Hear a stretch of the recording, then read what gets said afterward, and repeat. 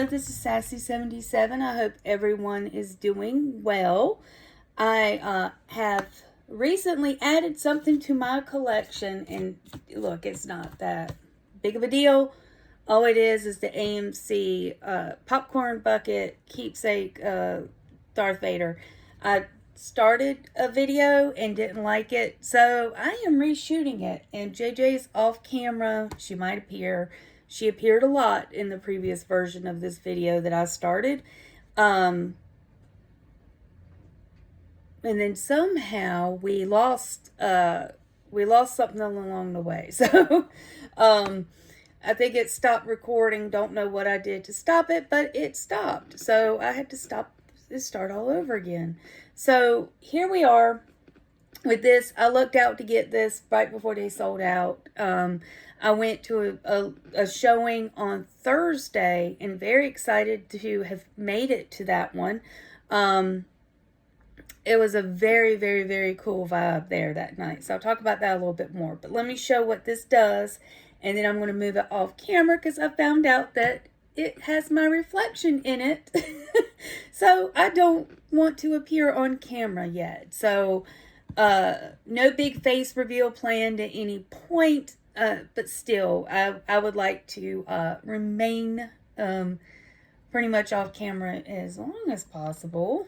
So I'm going to cut him on. And this is what he does. He breathes. I think the girl told me that he lights up. His eyes light up, but that didn't happen. So either it's not working or she didn't know what the heck she was talking about. So anyhow. So I'm going to just show. It is a good size, though. I mean, you would expect it to be little. But it's a popcorn tin, so, you know. I'm not going to use it for popcorn. It's got pretty good breathing here. Pretty good size, too. So I'm not disappointed by that. So in general, I think it's pretty awesome. There you go. Alright, so he's going to go off camera since he's going to reflect me. And I also have to cut him off. Okay, so I was going to do a little bit more talking about this, about the Vader helmet thing. But like I said, since I could tell that I could be seen in the reflection, I changed my mind. But anyhow, that's all it does. It doesn't do anything special. Plus, it was drawing JJ's attention. So that's one reason why she kept interfering in the video that I ended up deleting. So one thing I did want to do, I've been talking about starting like just a little series of all the things I love about a particular movie. I was going to do Snow White. I was going to do the Goonies, but I was so busy with work and working over that just didn't become possible. And it looks like work is about to get like that again in the next couple of days. So I thought I'd go ahead and make this while it's fresh in my mind. As a musician, I need to cover the music first. In the theater, there was this whole great vibe. I've gone twice. I went Thursday night, the first night, which was like review night, or premiere night. And it must have been for a lot of people because there were so many people there under the age of 30. There, getting up there. So, but hey, I premiered the same year as the original. So, hey, at least that's my claim to fame there. And Sassy is my real name. So, I went for the nostalgia, of course. Now, look, we have a couple, we have people who are very much against going to these events. And I get it. They don't want any more money to go towards the crap that Disney makes. And I mean, they're not making money off their crap. They're making money off of, I guess, Disney investors and then this, the events that they are now, all of a sudden, if you've followed me for a couple years, I was very upset in 2023 that Return of the Jedi for the 40-year anniversary was not being advertised at all by Disney or Lucasfilm. It wasn't in many theaters. And in general, I mean, they acted like it didn't happen. it was ridiculous. And every theater it went, when people found out about it, it outperformed the movies that were playing in those theaters. Well, it changed last year when they did 25 years for the Phantom Menace, because I think they thought they were going to get some people to watch Acolyte because they put the preview at the end. And they were trying to take advantage of the general audience who doesn't know what all is going on, who's not paying attention to the people reporting different things. And so they were hoping to, I know that's who they were hoping to catch, the people who stay to listen to the music.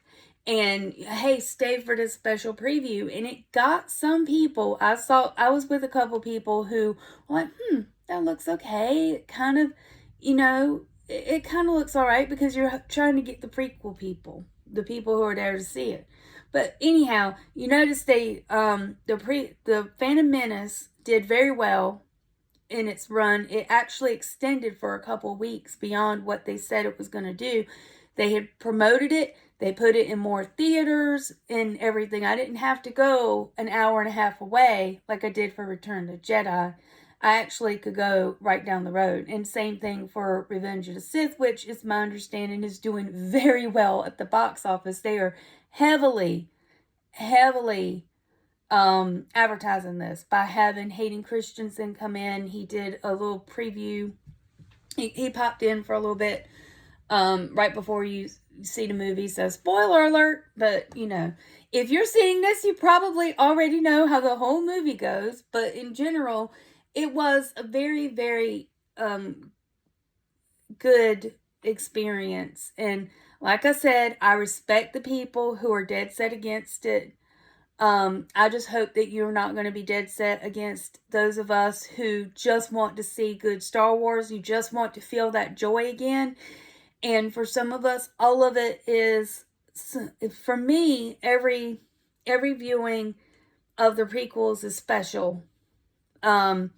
With Phantom Menace, and I may have mentioned this in another video, I went to see, Phantom Menace was just, the hype was unreal. I remember seeing interviews leading up to it, very vaguely, because I wasn't in my last year of college, so I was very busy, but online and in commercials and little specials or whatever, they pointed out, hey, you're going to see something epic. We've only seen an old Jedi and a new Jedi. We're getting ready to see a lot of Jedi at the height of all the things that a Jedi can do. So for me, there's some who don't like how overpowered the Jedi are. But for me, as someone who saw all of that leading up to, I love it. I love that they're, that it's overpowered or whatever. I love that because I was hyped for that. I was ready for that. So the fact that it was so beyond, or the fact that they used so much CGI, and how is it that this is 20 years before and everything is so advanced, so much more advanced than what we see in the other three. I don't know how you would justify that. Well, to me, I guess as a history student at the time, it made sense, because before the Empire takes over, think about it, everything is more high tech, everything is polished. Well, of course, you're in different planets or whatever, but in general, everything's better. And then when an awful Empire takes over, the quality of life for everyone degrades. And so to me, that made sense that 20 years later, everything would be dirty, everything would be crappy or whatever, like it to me, it just, Coruscant was always something so cool. But to me, it was always like, kind of like you hear about the Roman Empire before, because again, he harkens back to history. You see the ruins of a Colosseum. What would it be like if you saw the Colosseum before? So it's just kind of that whatever. So that's how I always viewed them, the prequels. And so I've always been a fan of both. If you've been a part of my channel for a while, you know that I'm an OG girl, but I do love my prequels. So the prequels, for me, of course, the first one is the first movie I got to see for the first time in the theater. So that's what Phantom Menace is to me. Went with my dad, went with my sister. That's a very special memory. Attack of the Clones. I was dating my husband. We had just started dating, and that was one of the first movies we saw together because he was into Star Wars too his whole life. Now, Disney has screwed everything up so much that he's gone. He's out of it. He'll buy me something every now and then, but like he won't watch it. He's not gonna go see it at the theater with me. He's done. He smiles and is happy for me when I find my stuff to add to my collection, and he will help me with the collection and get stuff I want, but overall he's not going to go sit through it. He wants absolutely no part of it. He doesn't even want to talk about it. He's done. That's what they do. And then for me, the Revenge of the Sith, I took his brother to see at one point, but the first time I saw it with one of my nephews, and I took him. He was like 7 or 8, and he had never seen a Star Wars movie. I was his movie aunt that would take him to see the movies. So I take him to see it, had no idea it was going to be that graphic where they cut off Anakin's legs and arm and all that, and they set him on fire. Had no clue that was going to happen. So I'm driving him home, and from the back seat, he's like, sassy. And yes, that is actually what he calls me. That's what more than half my nieces and nephews call me, as well as their spouses. What they did to Anakin was wrong. Just wrong. I think I'm going to have nightmares tonight. I said, what? Because I was worried he was going to have nightmares. He goes, oh, nothing. So we always bring that up to him. And the only reason he did not go see this with me this weekend is because he's on his honeymoon. And they went to Disney World and did the whole experience. And they had a good time. And so that was great. So she's a keeper, by the way, the new wife. Or my new niece. She's a keeper. But anyway, just in general, on Thursday night, I saw a lot of people under 30. And that's great. I thought that was a good thing. Of course, you're going to see people under 30. If they saw it as children, they might not have been old enough to go see it in the theater. They may not remember seeing it in the theater, or they've never been. And you did hear this great, celebration when it started. And then a celebration when it ended. After, of course, a few minutes, you got to let the ending sink in.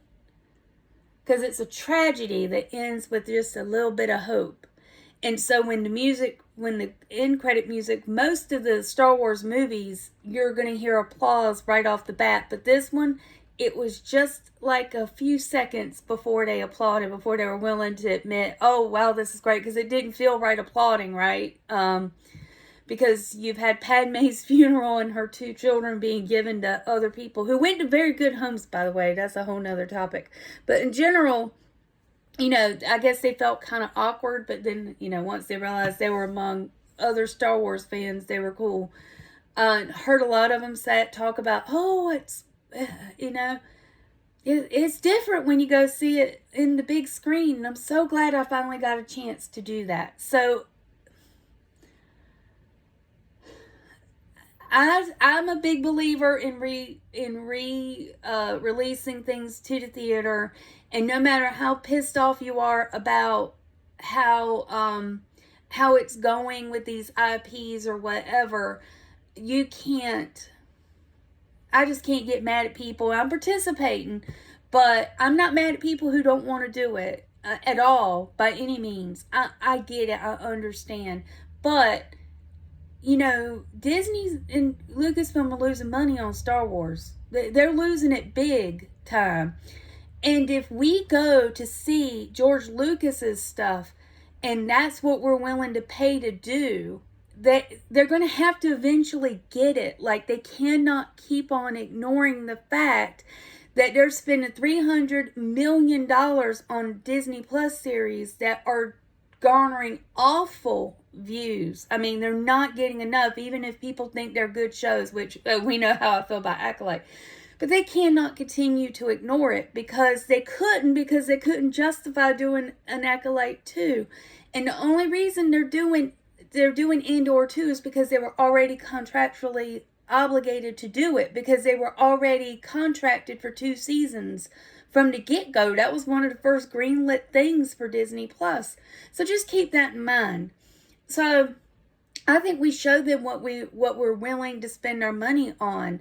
Now, I do think what they need to do is they just need to stop. They just need to let whatever's finished out and then stop for about 10 years and let Kennedy and all her ilk go. Make a big deal about the 50th anniversary, and every year or so re-release a bunch of stuff to the theater and make a big deal about it. Boom, there you go. Because what I felt in all the re-releases I've gone to, the most excitement I felt has been Revenge of the Sith, and what it felt like to me was how I felt in 97 when they re-released New Hope, Empire Strikes Back, and Return of the Jedi within 6 weeks of each other. And at one point, at that 6 weeks, they had all 3 in the theater at the same time, and they were 1, 2, 3 at the box office, and that was like a record breaker. I don't know if anyone remembers this, but that excitement I felt from those kids in that theater on Thursday. Like, I was like, oh wow, how wonderful that is for them, because I remember how I felt at 20 years old being able to finally go see those movies in the theater, and then how I felt with the prequels and being able to experience a new Star Wars for the first time. Remember, the new Star Wars that they've been experiencing has been the sequels, and they fucking suck. So if they go back and they like those, then, oh, I'm sorry. Oops, sorry to anybody. I didn't mean to drop that F-bomb. All right, Duck Vader. Be nice. Anyhow, because this is supposed to be all the things I love and a happy one. But anyhow, as a musician, I have to speak about the music. The music in the first opening scene, I had forgotten how wonderful it is. It really is an amazing musical score. Today, I went to see the Elite Experience, which is supposed to have enhanced sound, and it was definitely enhanced. So I noticed a lot more about the music this time. Also, younger people, a little bit more mixed bag of people, because it was a 10 a.m. showing, but I saw teenagers there and a lot of women. So, hey, guess what, Lucasfilm? We exist. Lifelong female fans exist. I saw a woman bring her 2 daughters. I doubt they came in because of Rey or the prequels. I mean, sequels, not prequels. But whatever. Anyhow, so just saying, we've always been welcome. And if you're going to be inclined to like that, you're going to be inclined to like it. You're not going to, just join it because of certain things that has been added. Those are the Locust fans that they're trying to appeal to, but it seems that those people have moved on to something else. Thank God. Let's hope they keep on moving on and leave us alone. Anyhow, so the music, one thing that I probably have noticed on a level, but I think today is when I noticed it the most. And that was during your 2 battles with, it's been a long week, y'all. Anakin and Obi-Wan, and then Yoda and Palpatine. So, of course, the new music of Battle of the Heroes is playing, and it's amazing. Oh, it's so amazing and epic, and it swells at the right places in the battle and all these other things. But, they're cutting between the 2 battles. And when Yoda and Palpatine are talking at the beginning, they're doing their little shit talk thing or whatever. And they're talking about Vader, Anakin, and whatever.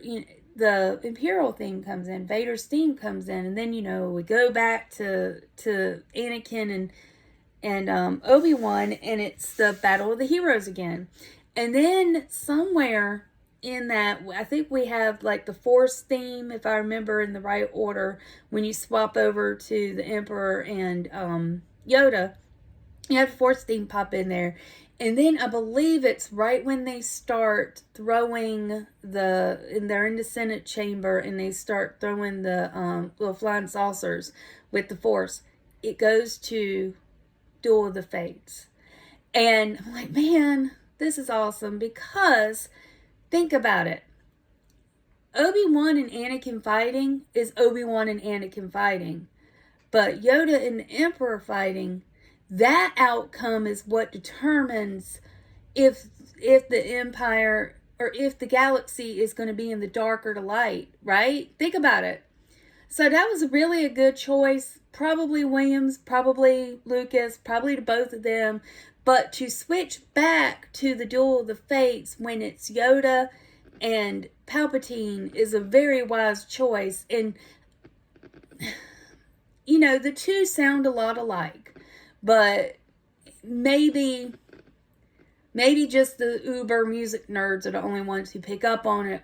I mean, it probably took me a while to pick up on it. Like, you're so stuck in the action. And you think, and remember, Yoda basically gives up when he realizes that he physically cannot top. Because when you look and they're doing the Force lightning, he does Palpatine's hitting him with the Force lightning, and he sends it, and Yoda's strong enough to send it back to him in the Force, and it knocks back Palpatine. But when Yoda starts falling, he physically gets hurt. Like, his little body can't take it. So I do think that was more not about the Force, other than he just couldn't physically overcome. So again, because he failed, the Empire is now in full swing, and it's the dark side in charge now. So that made sense thematically. All right. So another thing is the CGI. I seem to recall some part of our fandom really had a problem with all the CGI, and I'll admit, sometimes I would be a little bit disappointed when I found out, 80% or however much. But now when you see it, and it's 25 years for the Phantom Menace, actually 26, and 20 after Revenge of the Sith, it looks amazing. Compare it to the CGI of movies today, or the last 5 years. My gosh.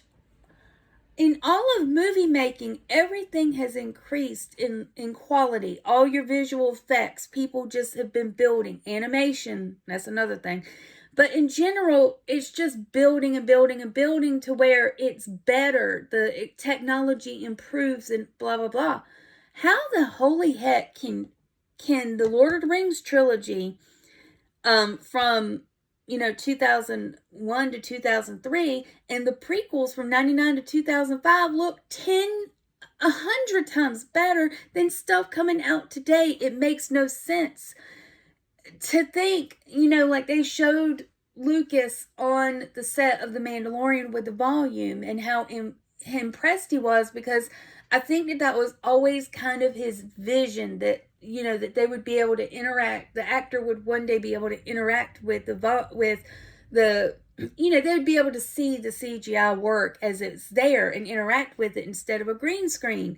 And instead, the volume is being used so much. Now they're not even using it. I don't even think they're using it anymore. But in general, it's just, how does it degrade? And it's probably the same reason the writing is degrading, is because they can do stuff supposedly so quickly, but there's no quality to it. And they're not putting the time and love it takes in, and the love that it took, and the innovation it took to create it, to get it to the point that they got it, for Lucasfilm and for Peter Jackson's stuff, that now, it's just like cheap. I don't know. I just, in general, the CGI, if you go back and look, that was a big criticism of the prequels, but the CGI is just amazing, and you think about that. I don't know about loving this, but Lucas reacts to some of his criticisms because everyone, had problems with Jar Jar Binks, and so they take him from the first one where he has all of these speaking parts to the second one. His role is drastically reduced. He's basically elected the Emperor to power. He's managed to get the Chancellor to power. And then in this movie, he doesn't get to talk at all. you know, Lucas responded to his critics. I mean, he gave them what they wanted. Wouldn't that be nice? Even though he didn't understand it, even though he put that there for the children, he didn't understand it. And of course, Revenge of the Sith is a little bit, it's PG-13, so it makes sense if Jar Jar is there to appeal to children, that since it's now PG-13 for this part of the tragedy, then it makes sense that he wouldn't even have any speaking roles. I'm going to speak about one thing. I'm not sure it's about all of the things I love. People have complained about Padme's role getting reduced, and you know, when you look at it, and I've watched the prequels probably a little bit more in the last year or so than I have in the past, but it makes sense that she is kind of reduced because everything that he's going through, by already having her kind of missing in his life, because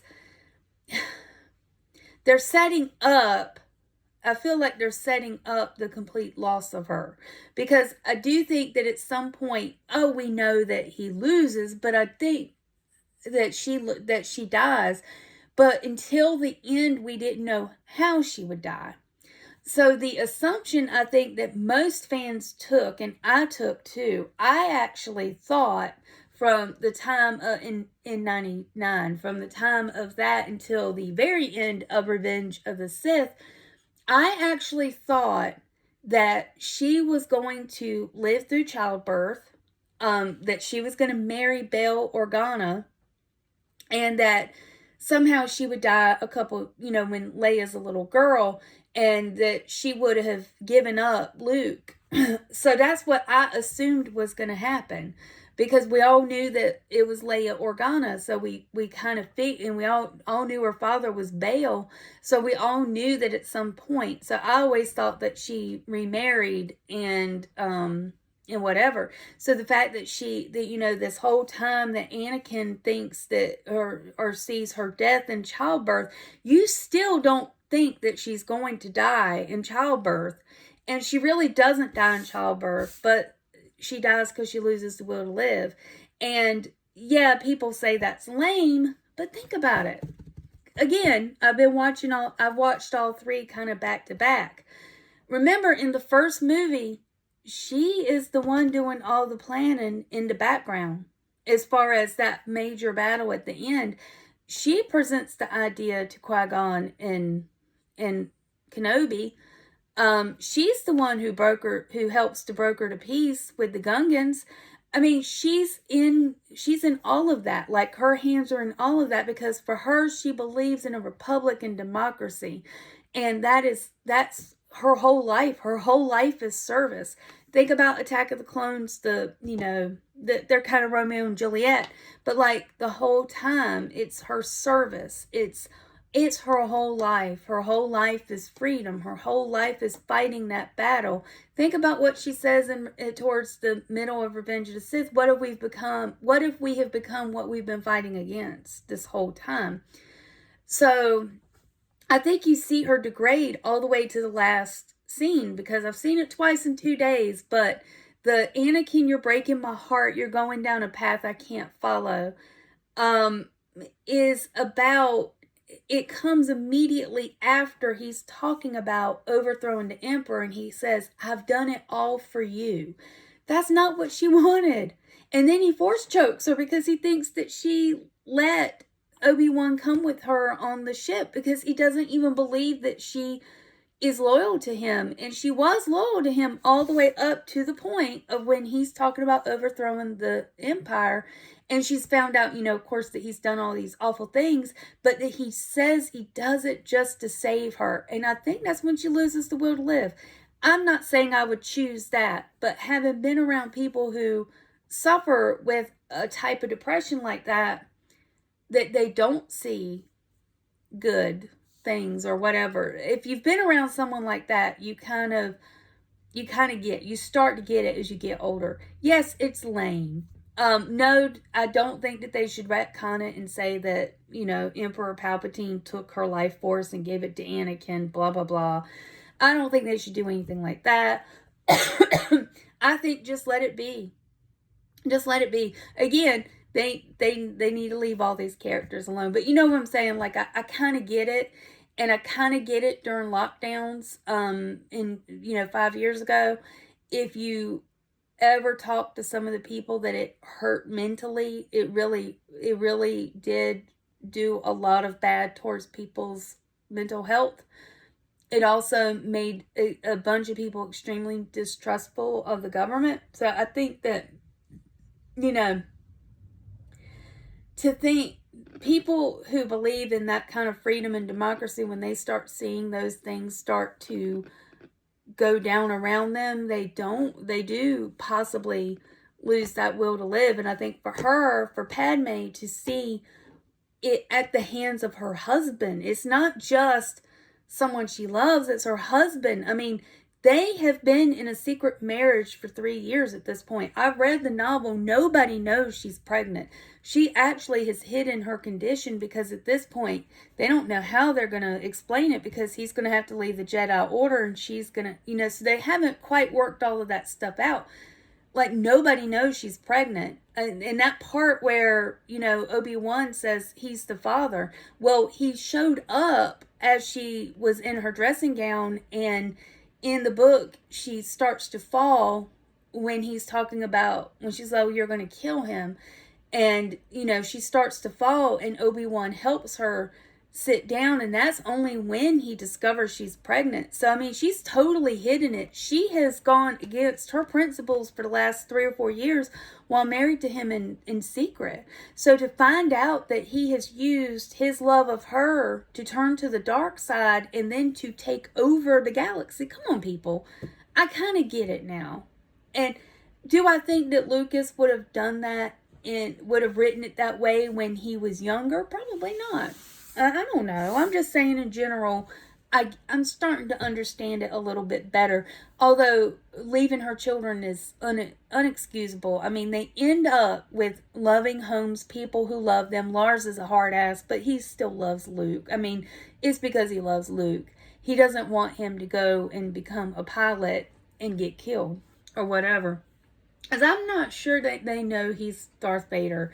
Because I do believe that in most of the canon, Anakin is dead. Like, it's only a couple people know that he's Darth Vader. Only a couple people know. Bail, of course, R2, and things like that. And let's say how much, another thing I love about this one, R2-D2. Y'all, he is the stellar performer of all 6.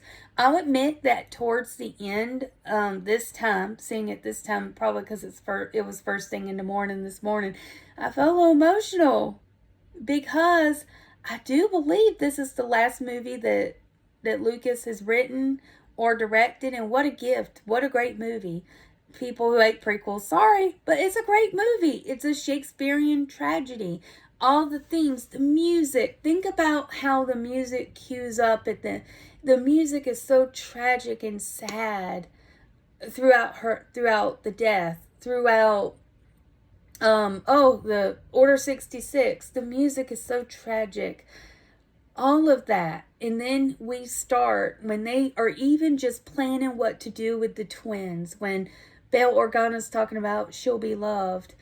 They play Leia's theme, and Leia's theme is still gorgeous to this day. And then when they're talking about sending Luke to Tatooine, it's the Force theme. It's the binary sunset. And that's how they end the movie. So they have all this tragedy, and then they just take and end it with such hope. And so, with that said, I think today our tragedy is Disney. So let's hope that those awful people in charge who have totally destroyed the legacy go away, and that we can get somebody who can come in and really do a good job of just wiping out all the shit. I mean, I have a couple suggestions, but in general, replace with people who love it, who grew up loving it, hear the love in our voices when we talk about it. if people are passionate about it, even if they're angry, it still comes from a place of love. Like if I'm going to sit there and holler over how much you've ruined it, you know, in other videos, because I'm trying to keep this one positive. Only one F-bomb so far that I can recall. But if I'm trying to keep it positive, you know, there's still love there. You know, people still will argue on X about it. It's when people stop talking about it. That's the problem. And if they don't do something soon, it's going to be completely gone. And that's, you know what, I'm at this point, I'm fine with that. I think all of us just want them to stop. So Lucasfilm, not that you're here, stop. Just give us these movies in the big theater experience. Get rid of all your garbage people. Let it lay for a few years. And then bring in the people who love it, who've loved it their whole lives, who are creative. Let them go 1,000 years into the future. You know, my suggestion is let Ahsoka go into the world between worlds and decide that it needs to be destroyed. And destroy it, and then she goes too. Sorry, hate to say it. But then that's clean. That will maybe her being brought back is what causes all the issues, because Palps knows about it, so he starts making his whatever. So in general, I think if, you know, Dave Filoni wants to make Ahsoka the most important character ever, let her be the reason it all fails. So she's got to go. And then do that. Destroy the world between worlds. There's no more rewrites or whatever. And either do the expanded universe and adapt all of that, recast, you know, Han, Luke, and Leia with good, you know, with people who look like them, but also take those stories, pay those people who wrote those stories and adapt it, or take it 1,000 years into the future. Don't even have, as much as I love Grogu, don't even have Grogu in it. Just boom, 1,000 years into the future, get rid of, what's his name? The guy that ruined Indiana Jones. All of it. Just stop it. Just all of it. And in the meantime, just be playing these 6 movies. Because this is what built Star Wars, and it's going to have to be what keeps it going, because your new stuff is not cutting it. But anyhow, I didn't mean to go into all of that. But if you've lasted this long, thank you so much. Please like and subscribe. Tell me your thoughts, even if you want to yell at me. Again, thank you so much. Please like, subscribe, comment, and have a great day.